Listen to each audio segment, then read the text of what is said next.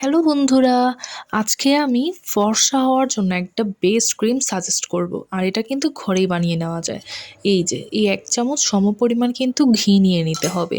আর সাথে নিতে হবে বড় ২ টুকরা বা ১ টুকরার মতো বরফ। তারপর হচ্ছে একটি স্টিলের খালি গ্লাস নিতে হবে।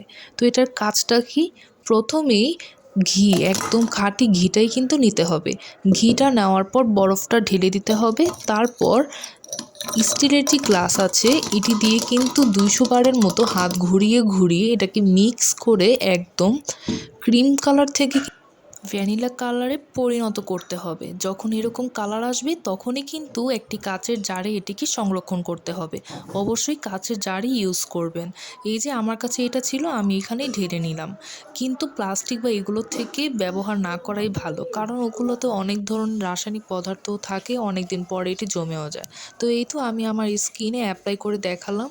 তো দেখুন, আমি অল্প একটুখানি নিয়েছি, এটাতেই কিন্তু আমার হাত একদম গ্লসি গ্লসি ভাব দিচ্ছি, এই যে দেখাই যাচ্ছে। তো এটা যেহেতু আমরা শীত বা যে কোনো সময় যদি আমরা ব্যবহার করি না, এটা ত্বকের জন্য ভালো, ফর্সাও করবে।